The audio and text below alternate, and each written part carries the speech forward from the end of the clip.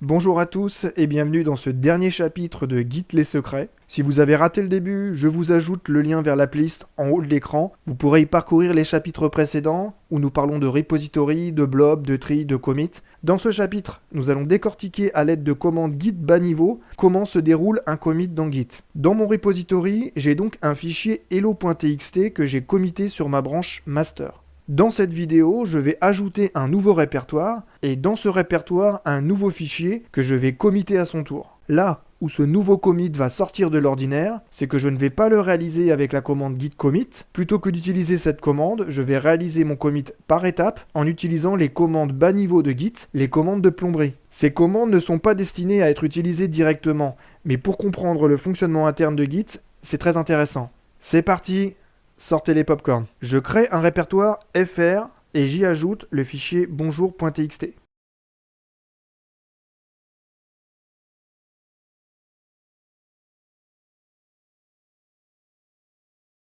Si je demande un statut à Git, celui-ci m'indique que j'ai bien un nouveau répertoire, sans toutefois m'en indiquer le contenu. Je ne vois pas le fichier bonjour.txt. Pour embarquer le fichier bonjour.txt dans mon prochain commit, je dois d'abord le passer dans l'index, pour qu'il passe à l'état stage. Habituellement, j'utiliserai la commande git add. Cette fois, je vais passer par la commande bas niveau update index avec l'option "-add". On comprend tout de suite que cette commande bas niveau permet de réaliser toutes les commandes de manipulation de l'index et pas simplement l'ajout de fichiers, puisque add n'est qu'une option.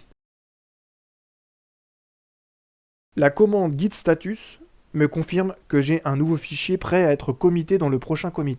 À ce stade, à moins de lancer directement la commande commit, je ne peux pas encore commiter. Pour créer un commit, il me faut déjà prendre un snapshot du repository. Ce snapshot indiquera à Git l'état complet du repository au moment du commit. Ici, mon repository contiendra un blob pour mon fichier hello.txt, un tree pour mon sous-répertoire fr et un second blob pour le fichier bonjour.txt. Tous ces éléments seront référencés par un tree parent tenant lieu de racine. Le snapshot, c'est donc un objet de type tree. Pour le créer, j'ai la commande writeTree. Elle me retourne l'identifiant de l'arbre créé parce que, oui, je suis bilingue, tree, ça veut dire arbre. Rigolez pas trop fort. Mon nouveau commit, je veux qu'il soit tout en haut sur master, au-dessus du premier. Pour le créer, je vais donc devoir indiquer en plus de l'identifiant de l'arbre, celui du commit précédent, le commit parent. Gitlog me confirme que je n'ai toujours qu'un commit et me donne son identifiant que je note. L'heure est maintenant venue de commiter. Je tape la commande git commit tree, suivi de l'identifiant court de l'objet tree et de celui du commit parent que je viens de noter, précédé de l'option P. En fin de commande, je précise le message associé au commit. Mon commit est créé. Mais alors, pourquoi git status m'indique toujours le fichier bonjour.txt comme étant à commiter? Et pourquoi n'ai-je toujours qu'un commit sur ma branche? Tout ça, c'est parce que je suis en train de réaliser mon commit moi-même à la main, et que ce n'est pas terminé. Mon commit existe, mais pour Git, il n'est pas au sommet de ma branche, il est détaché. Il est un peu dans une branche qui n'existerait pas encore. Ce qui dit à Git quel commit se trouve au sommet, c'est un pointeur, le head. Le head, c'est un fichier qui contient la référence du dernier commit fait sur une branche. Je peux le modifier en utilisant la commande de plomberie updateref. J'update ici le head de master, dont le fichier correspondant s'appelle ref head master. J'indique l'identifiant de mon dernier commit.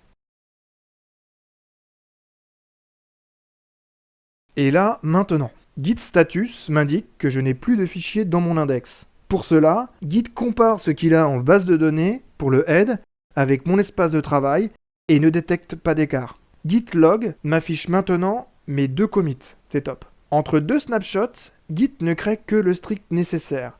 En particulier, il ne recrée pas de tree pour un répertoire qui n'aurait pas été modifié. Voyons ça. Je crée un nouveau fichier by.txt à la racine de mon repository et je le commit.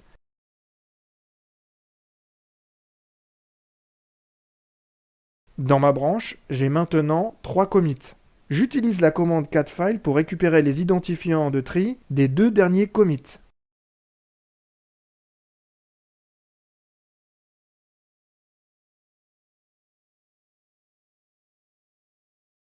Je réutilise ensuite la commande une nouvelle fois pour examiner le contenu de ces trees.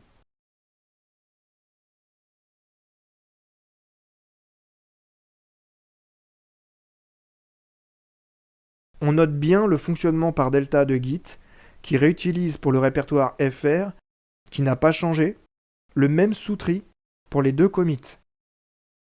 On comprend aussi que de cette façon, Git pourra très facilement récupérer le contenu pour n'importe quel commit et se repérer dans l'historique des modifications. Avec cette façon de snapshotiser le repository à chaque commit, on imagine bien à quel point il sera facile à Git, en comparant les trees correspondants, de retravailler l'historique des commits. Dernier exemple de plomberie très simple, créons une nouvelle branche. Je souhaite créer une branche qui diverge de master à partir du second commit. Je vais l'appeler new branch. Pour cela, il me suffit de créer un pointeur de type head et lui donner le nom new branch. On a vu plus tôt, pour ce genre d'opération, qu'on avait la commande updateref. C'est parti, je tape la commande et lui indique l'identifiant du second commit. Et c'est suffisant.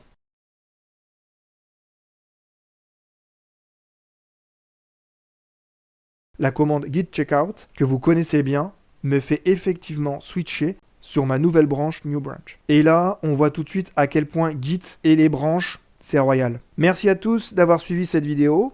Git s'utilise très bien et facilement, mais il peut parfois sembler un peu mystérieux, et comprendre un peu mieux comment il fonctionne permet de démystifier tout ça. Pour aller plus loin, je vous invite à parcourir la documentation officielle, qui est de très très bonne qualité. Si vous avez apprécié le contenu de cette vidéo, n'hésitez pas à liker ou à me laisser un commentaire. Merci et à bientôt.